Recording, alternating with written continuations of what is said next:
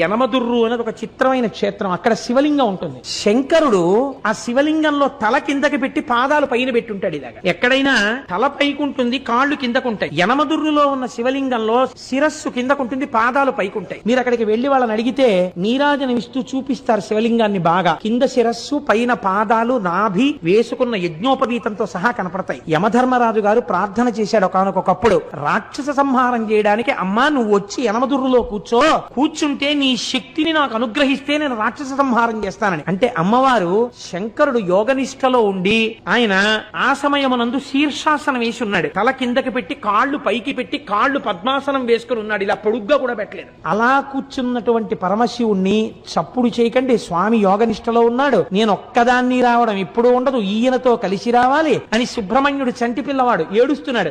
ఏడుస్తున్న సుబ్రహ్మణ్యుణ్ణి ఒళ్ళో పడుకోపెట్టుకుని స్తన్యమిస్తూ శంకరుణ్ణి ఓ చిక్కం లాంటి దాంట్లో పెట్టుకుని ఎత్తి పట్టుకొచ్చేసింది ఆవిడ. ఆవిడ శక్తి స్వరూపం. ఎత్తి పట్టుకొచ్చి దేవాలయంలో పెట్టి కూర్చుంది. తానే ఒక పుష్కరిణి సృష్టించింది. అక్కడ ఆ ఎదురుగుండా ఉన్న కోనేటిలో ఉన్న నీటితోనే అన్నం వండుతారు స్వామికి మహానైవేద్యానికి. ఆ నీళ్లతో వండకుండా మీరు ఎంత గొప్ప అగ్నిహోత్రం మీద ఎంత గొప్ప మినరల్ వాటర్ తీసుకొచ్చి వండినా సరే రాత్రి వరకు వండినా బియ్యం ఉడకవట.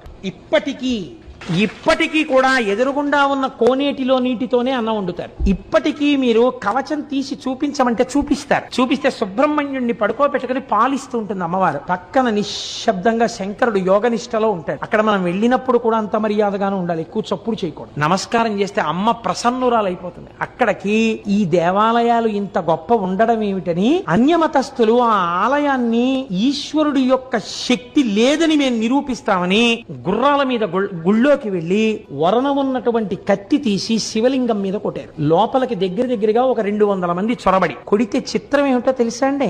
శివలింగం పగిలిపోవాలి. శివలింగం మీద కత్తి వాటు పడింది. తెగిపోతే ఎలా పడుతుందో అలాగే పడింది. పక్కన అమ్మవారు ఉంది, అంతే. ఎక్కడ నుంచి పడ్డాయో తెలియదు. పెద్ద బండరాళ్లు పడి లోపలికి వెళ్లిన 200 మంది నజ్జైపోయారు. శివలింగం అలాగే ఉంది. మీరు ఇప్పటికీ ఆ కవచం తీసి చూపిస్తే వాళ్ళని అడిగితే చూపిస్తారు, కత్తివాటు ఉంటుంది శివలింగం మీద. అమ్మవారు ఇప్పటికీ శక్తి స్వరూపిణి అయి ఆ యనమదుర్రు గ్రామంలో లోకాన్ని కాపాడుతూ ఉంటుంది. మన ఆలయాలు, మన వైభవం, మన సంస్కృతి, మన వేదం అంత గొప్పవి. మీరు ఈ మాట భీమవరం వెళ్ళినప్పుడు తప్పకుండా పక్కనే ఒక 7-8 కిలోమీటర్లు ఉంటుందంతే. ఒక్కసారి ఆ యనమదుర్రు క్షేత్రానికి వెళ్లి చూడండి.